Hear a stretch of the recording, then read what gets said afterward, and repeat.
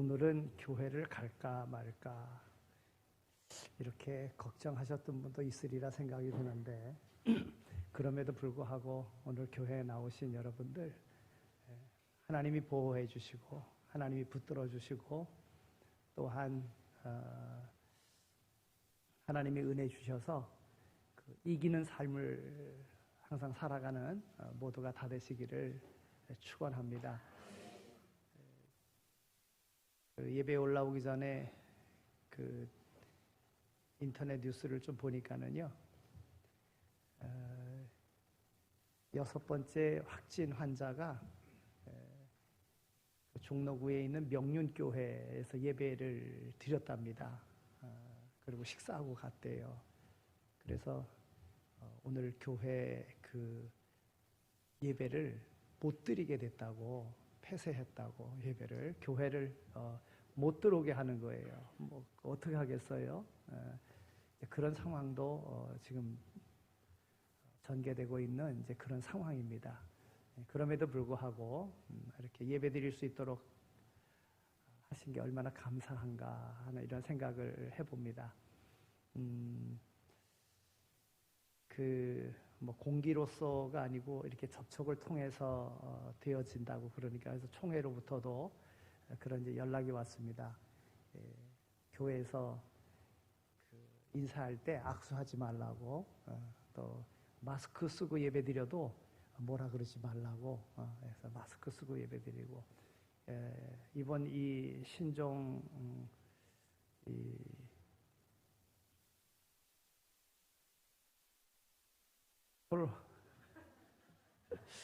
이게 새로운 거니까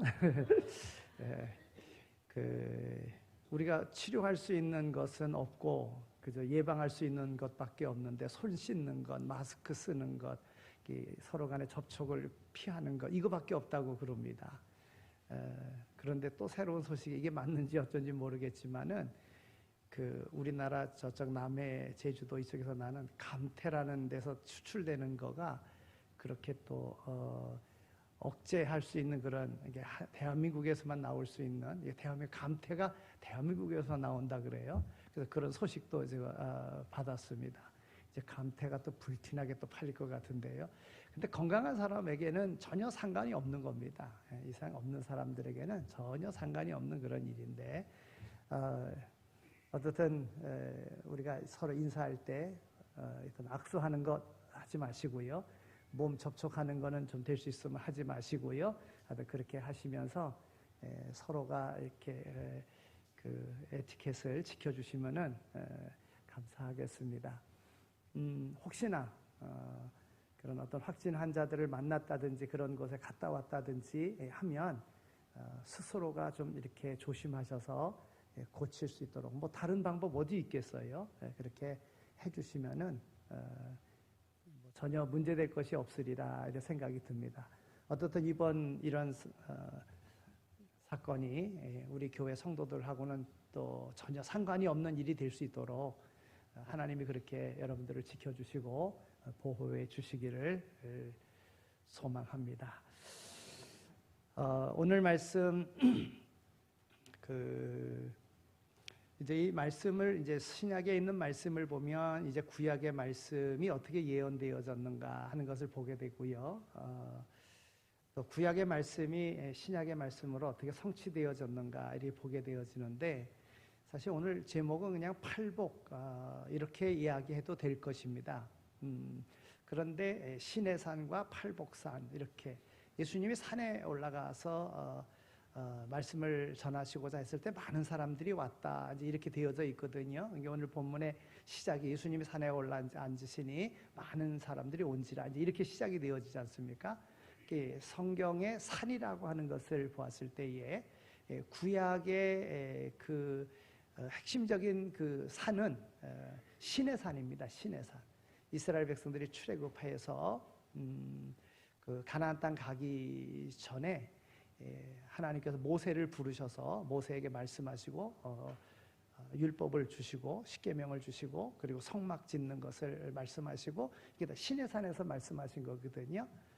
또 광야 생활 가운데 이스라엘 백성들이 하나님 앞에 원망하고 불평했을 때 불뱀에 물려서 죽어가는 그들에게 장대에 구리뱀을 이렇게 해서 달고 그것을 바라보는 자는 다 살 것이다. 예수님께서도 광야에서 들린 것과 같이 인자도 들려야 하리니 이런 말씀을 하셨거든요. 그게 바로 십자가 사건입니다. 그래서 신약의 그 중심되는 그 산은 예수님의 그 십자가 골고다입니다. 그러니까 십자가. 그러니까 오늘 이 말씀을요, 예수님께서 산에 올라가셔서 말씀하시니 많은 사람들이 나왔다. 그랬을 때에 구약에서는 신의 산을 이야기할 수가 있습니다. 하나님께서 신의 산에서 모세를 부르셔서 모세에게 율법을 주시고 또 성막 짓는 것을 말씀하시고, 그리고 신의 산에서 내려온 다음에 하나님 말씀하신 대로 성막을 짓고 성막 중심으로 이제 행군하지 않습니까? 신의 산이라고 하는 그 산에 하나님께서 모세를 부르실 때에 이스라엘의 장로들 70명의 장로들과 더불어 함께 갑니다. 그러나 장로들은 위까지 올라가지 않고 중간에 멈추고 모세만 이제 올라가게 되지요. 우레와 번개 소리와 나팔 소리, 또 옹기점의 연기같이 또 불꽃으로 솟아나는 그 가운데 모세가 올라갑니다.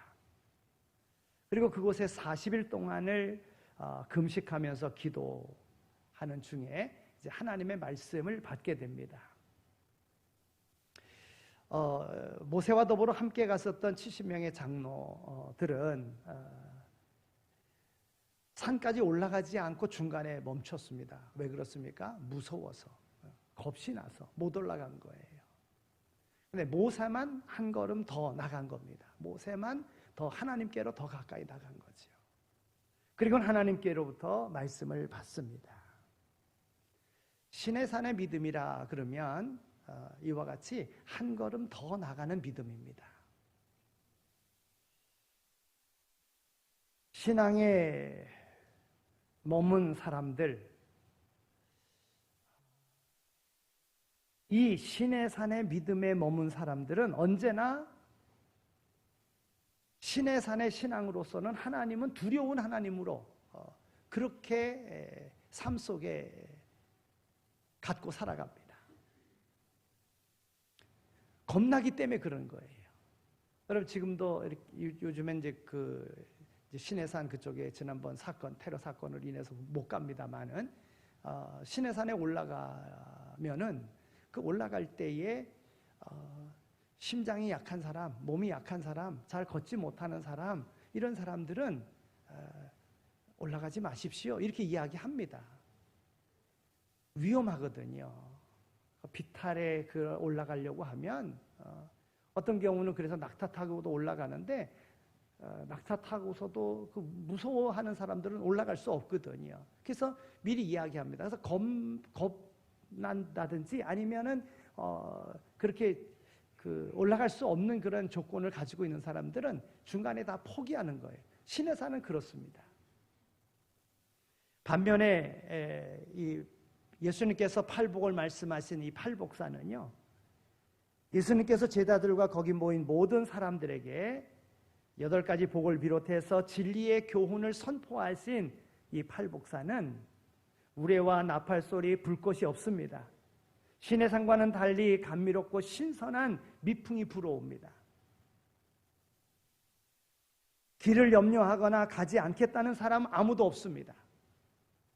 그냥 쉽게 올라갈 수 있는, 기쁘게 올라갈 수 있는, 아무 제한됨이 없이 올라갈 수 있는 그런 산입니다. 이 산에서 예수님께서 말씀하십니다. 오늘 1절에 있는 말씀을 보니까 예수께서 무리를 보시고 산에 올라가 앉으시니 제자들이 나온지라 그랬어요. 오늘 우리는 생각할 때에 제자 그러면 예수님의 12명 제자만 생각하는데 그렇지 않습니다. 좀 더 넓게 생각하면 예수님을 따르는 모든 사람들은 다 제자입니다. 예수님께서 산에 올라가셨을 때 그때 많은 제자들이 예수님에게로 왔습니다. 제자들이 나온지라. 그런데 그때 온 모든 사람들을 보면은요, 지형적으로 봐도 아주 먼 데 있는 사람들이 다 왔어요. 여러분 그때 교통편이 뭐 좋았겠습니까? 그런데도 불구하고 그 모든 것을 뛰어넘어 예수님의 말씀을 들으려고 예수님에게로 나온 것입니다. 모든 지리적인 여건, 불편함에도 불구하고 예수님 앞에 나왔다고 하는 것은 예수님의 인기가 아주 폭발적인 그러한 인기를 가지고 있었다고 하는 것을 우리는 발견해 볼 수가 있는 것이지요. 그리고 그 산에서 예수님께서 말씀하십니다. 복에 대해서 말씀하시는 겁니다. 그런데 이 예수님이 말씀하시는 이 복은요, 복이라고 했을 때에 참 듣기 좋고 이해하기 쉬운 복이지만, 그러나 좀 더 깊이 생각해 보면, 한 걸음만 더 나가서 생각해 보면 이 복은 이해하기 힘든 그런 복입니다. 받아들이기 힘든 그런 복입니다. 예수님을 따라왔었던 사람들의 그런 가치를 가지고서는 선뜻 따르기가 어려운 그러한 복이라는 거예요. 그래서 이 복에는, 예수님의 이 말씀하신 이 복에는 선택과 연관이 되어져 있습니다. 또한 이 복에는 지혜와 연관되어져 있다는 것입니다. 산상수훈을 보면 여러 가지를 생각하게 하지만 그 중에 하나는 예수님께서 원하시는 것이 평범한 신앙이 아니라 적극적인 제자가 되라고 하는 것입니다.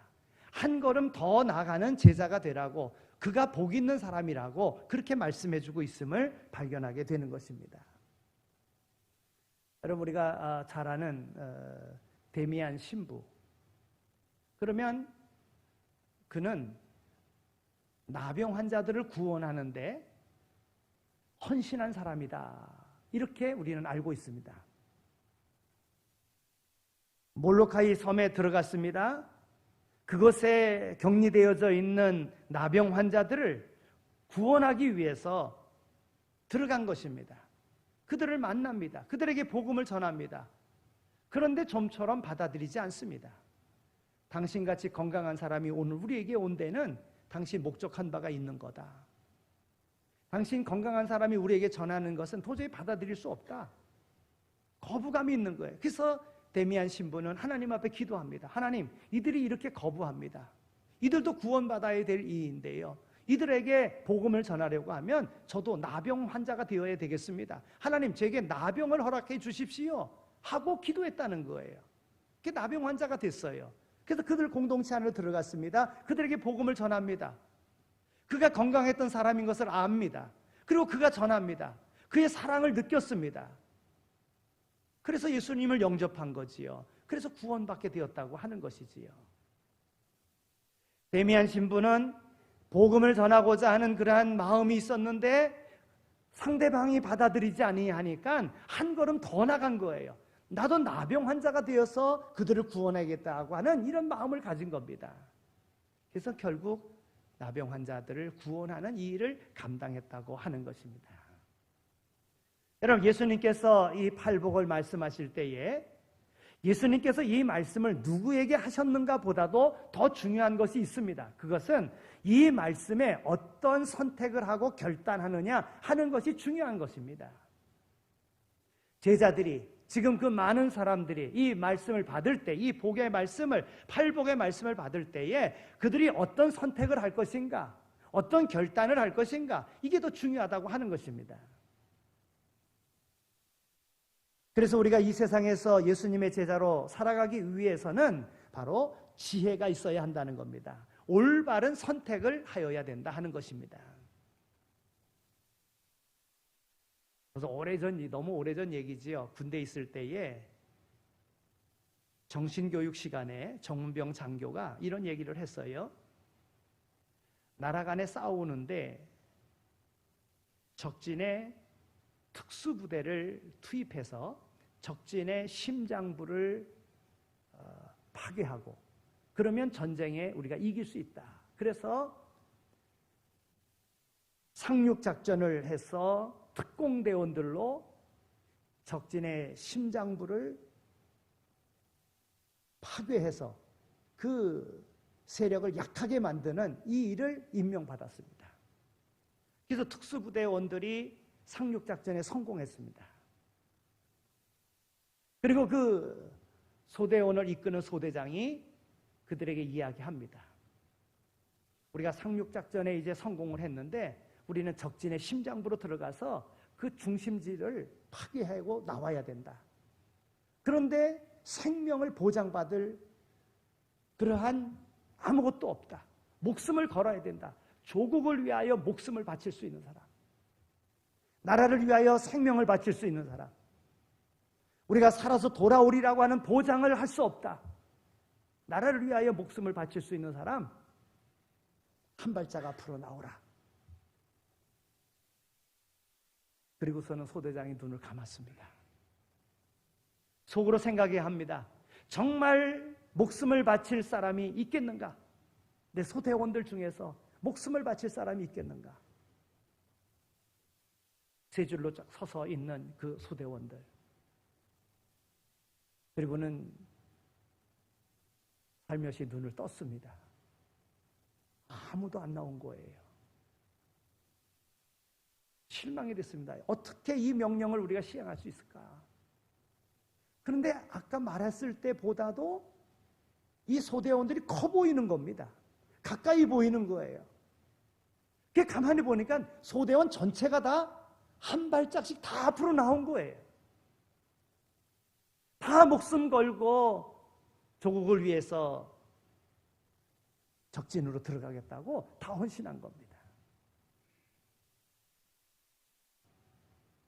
우리가 무엇을 선택한다고 했을 때에 그 선택에는 무언가 선택 속에는 포기해야 한다는 것과 같은 것입니다. 포기할 것이 전혀 없다는 얘기는 선택할 여지가 없다는 얘기와 같은 말입니다. 지금 우리의 삶은 우리가 지금까지 살면서 해온 선택의 결과인 것입니다. 어떤 선택을 했느냐가 그 사람을 만들어가는 것이지요. 우리는 살아가면서 참 많은 선택을 합니다. 그런데 그런 선택을 다 하다가는 우리의 뇌가 감당을 하지 못합니다. 그래서 뇌의 활동을 원활하게 하려고 하면 습관에 의해서 우리의 몸이 움직여져야지만이 되는 겁니다. 계속 선택해야 되고 이거 선택해야 되고 그러면 뇌가 감당을 못하는 거예요. 그런데 습관이 되어지면 뇌는 자연적으로 따라오게 되어져 있다는 겁니다. 그러니까 하나님의 창조의 섭리는요 참 오묘합니다. 선택이 반복되다 보면 생각하지 않아도 몸이 그렇게 움직이게 되어져 있다는 것입니다. 그러면 우리는 무엇을 선택해야 합니까? 우리의 몸은 보상이 있는 쪽으로 습관이 굳어지게 되어져 있습니다. 어떤 것을 선택할 때 항상 보상을 전제로 해서 선택한다는 것입니다. 아침에 커피를 마시는 습관, 이게 왜 생겼을까요? 습관이 되기 전에는 생각하고 선택을 했습니다. 그러나 습관이 되어지면은요, 자연적으로 아침에 일어나면 커피 머신이 있는 쪽으로 몸이 가게 되어져 있는 것입니다. 우리의 육체의 그 본질이 보상을 생각하며 선택하게끔 되어져 있다는 것입니다. 그래서 삶 가운데 육체의 보상을 생각하며 선택하면 육체의 결과를 낳게 되어져 있는 것입니다. 결국 썩어질 인생을 살게 되는 것이지요. 하지만 하늘의 상을 바라보면서 선택하는 습관이 생기면 어느 시점에 가서는 별로 고민하지 않고 선택하며 하늘의 상을 받게 되어져 있는 것입니다. 오늘 본문 11절, 12절에 있는 말씀을 보면 나로 말미암아 너희를 욕하고 박해하고 거짓으로 너희를 거스러 모든 악한 말을 할 때에는 너희에게 복이 있나니 기뻐하고 즐거워하라. 하늘에서 너희의 상이 큼이라. 너희 전에 있던 선지자들도 이같이 박해하였느니라. 여러분, 오늘과 믿음의 생활을 한다고 했을 때에 믿음의 생활에 세상은 거부하고 세상은 박해하게 되어져 있습니다. 왜 그렇습니까? 세상은 악하기 때문에 그렇습니다. 그러나 이와 같은 것을 이상하게 생각하지 말라는 겁니다. 세상이 악하기 때문에 이 땅에 살면서도 하늘의 소망을 두고 살아가는 이들에게 하늘의 상급을 위한 그런 마음으로 기뻐하고 즐거워하면서 그렇게 살라고 하는 거예요. 이 땅에서 받는 것보다 하늘의 상이 큰 것을 알고 그렇게 살라고 하는 것입니다. 믿음이 연약한 이들은요, 믿음의 생활을 이렇게 하다가 좀 문제 생기면은 이건 나한테 안 맞는가 보다, 내가 왜 이렇게 어려움을 받으면서 이 종교는 아닌가 보다 생각하고 어떤 종교를 가지면서, 신앙을 가지면서 여러 가지 어려운 일이 생기면 내가 잘 되려고 믿었는데 하면서 포기하게 됩니다. 여러분, 오늘 우리가 받아야 되는 상은요, 이 땅의 상이 아닙니다. 예수님께서 지금 팔복을 말씀하실 때도 이 땅의 상을 말씀하시는 것이 아니라는 거예요. 이 땅에 어떻게 살아가느냐에 따라서 하늘의 상급을 하나님, 예수님께서 우리에게 말씀하고 계심을 오늘 이 팔복의 말씀 통해서 우리가 깨달을 수 있는 것입니다. 여러분, 모세 시내산에서 하나님의 계명을 받았습니다. 여러분, 모세가 이스라엘 백성들을 인도할 때에 그도 왕궁에서의 삶을 포기합니다. 그리고 이스라엘 백성들과 함께하면서 이스라엘 백성들을 인도하는 그 역할을 감당하게 됩니다.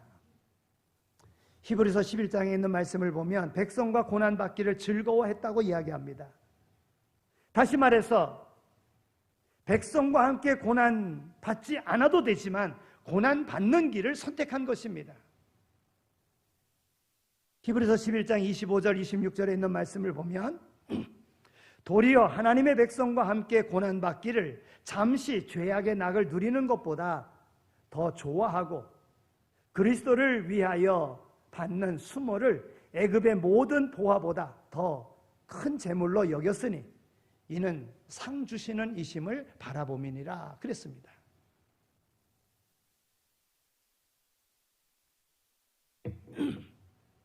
모세는 왕궁에서 히브리 민족이지만은 그러나 고난 안 받아도 되는 그런 위치에 있었습니다. 그러나 하나님께서 이스라엘 백성에게 약속하신 복을 생각하고 그 동족들과 고난 받는 것을 더 기뻐하고 그것을 선택했습니다. 결국은 그 민족을 인도해내는 그런 역할을 감당하지 않습니까? 왕궁의 안락한 삶보다도 한 걸음 더 나간 것입니다.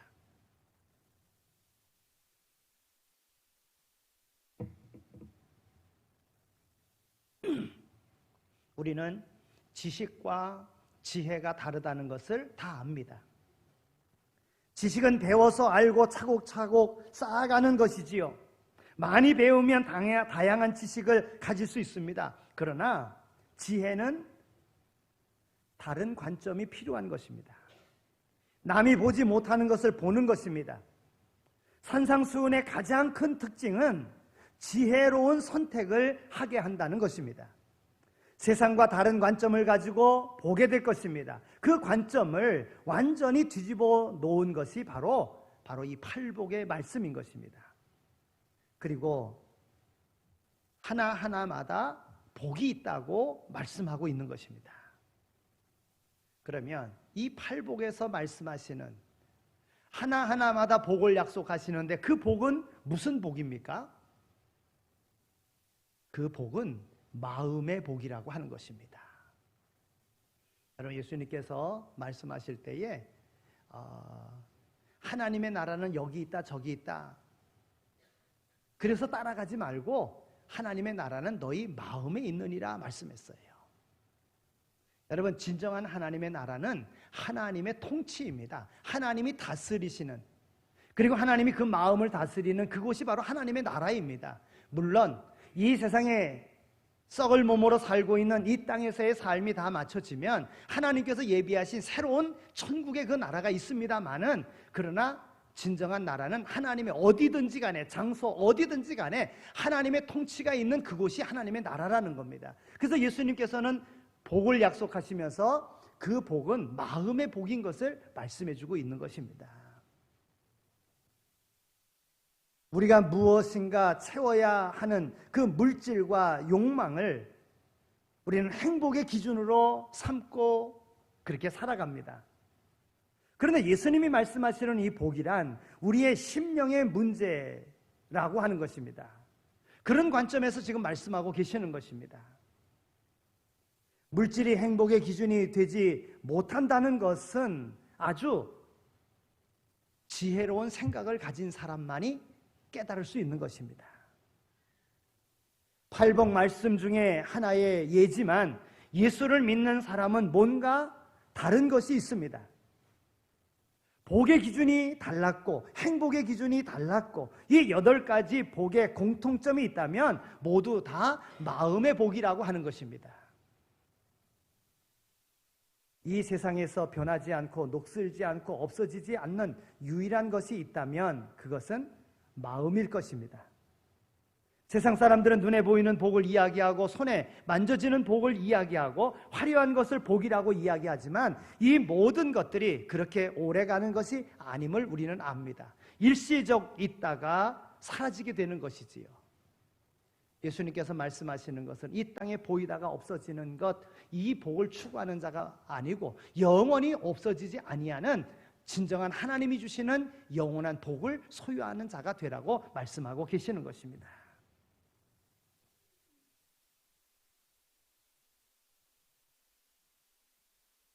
우리가 누군가를 사랑해서 얻는 그 행복은요, 사랑하는 사람 때문입니까? 아니면 그 사람이 가진 것, 그 무엇인가를 줄 수 있기 때문입니까? 누군가를 사랑해서 얻는 그 행복, 그 사랑하는 사람 때문입니까? 아니면 그 사람을 통해서 뭔가 가져지는 그 무엇 때문입니까? 그 무엇 때문이라면 그 무엇 때문에 행복도 그 무엇이 채워지지 않으면 날아가고 말 것입니다. 예수님은 우리에게 진정한 축복이 무엇인지를 분명하게 가르치시기 원하십니다. 그래서 말씀하십니다. 심령이 가난한 자는 복이 있나니 천국이 저희 것이다. 여러분, 얼마나 멋있는 보상입니까? 심령이 가난한 자는 복이 있나니 천국이 저들의 것이며. 어떤 사람이 세상에서 마음을 비우고 쾌락을 물리치고 경건하게 살았습니다. 그랬더니 그에게 보상이 주어졌습니다. 어떤 보상입니까? 천국이 주어진 것입니다. 나라가 주어진 것입니다. 이 얼마나 멋진 축복입니까? 이것 말고 더 소중한 복이 세상에 어디 있겠습니까? 의에 줄이고 목마른 자는 복이 있나니 하늘에서 배부를 것이다. 청결한 사람은 하나님을 볼 것이다. 화평케 하는 사람은 복이 있는데 하나님의 아들이라 칭함을 받을 것이다. 여기 어디에 잘 사는 것을 말하고 세상적인 인생을 말하고 화려한 인생을 말하고 있습니까? 성경이 말하는 복은 모든 것이 다 성경적인 복입니다. 이것이 진정한 복이라고 하는 것입니다. 많은 제자들이 나왔지만 거기에 선택한 사람, 거기에 결단한 사람, 한 걸음 더 나간 사람, 그가 바로 예수님이 말씀하신 이 복을 받은 자, 영원히 빼앗기지 아니하는 복을 받은 자가 되었다고 하는 것입니다. 오늘 우리에게 필요한 것은 진정한 복을 복으로 볼 수 있는 지혜입니다. 지혜 있는 자가 올바른 선택을 하는 것입니다. 오늘 말씀은 참 따르기 어려운 말씀이라고 느껴집니다. 왜냐하면 세상의 가치와 너무나도 다르기 때문에 그렇습니다. 우리의 생활 방식과 너무나 다른 것을 말씀하기 때문에 그렇습니다. 그런데 그렇게 사는 것이 하늘나라의 백성으로 살아가는 방식입니다. 하나님께 지혜를 구하시기 바랍니다. 그리고 우리의 삶이 하나님의 부르심에 합당한 삶이 되도록 강력한 결단을 할 수 있게 되어지기를 바랍니다. 벌써 새해도 한 달이 지나가고요. 벌써 두 번째 달이 되었습니다. 이 달에 하나님 앞에 바른 결단을 하고 지금의 믿음의 자리에서 한 걸음 더 나아가 주님의 참다운 제자로서 하나님께서 예비하신 그 영원한 복을 다 받아 누리는 모두가 다 되시기를 축원합니다. 기도하겠습니다. 하나님 감사합니다. 우리를 이 시간 이렇게 불러주셔서 감사합니다. 예배드릴 수 없는 여러 가지 사건, 상황 속에서도 우리를 불러주셔서 하나님 앞에 예배드리게 하여 주신 것 정말 감사합니다. 지혜로운 선택을 하게 하여 주신 것 정말 감사합니다. 오늘 우리로 하나님 앞에 예배드릴 수 있도록 여러 여건을 허락하심에 대한 감사함으로 하나님의 영원한 나라의 백성으로서 그 영원한 복을 받아 누리는 모두가 다 되게 하여 주옵소서. 감사합니다. 예수 그리스도의 이름으로 기도드립니다. 아멘. 이제는 우리 주 예수 그리스도의 은혜와 하나님 아버지의 극진하신 사랑하심과 성령님의 위로하시고 교통하심이 부름을 받아 오늘 우리의 결단으로 한 걸음 더 나가는 믿음으로 하나님 앞에 영광 돌리는 삶을 살 것을 마음에 다짐하고 세상으로 나가는 이 자리에 참여한 모든 이들 가운데 이제로 영원히 함께 하시길 간절히 축원하옵나이다. 아멘.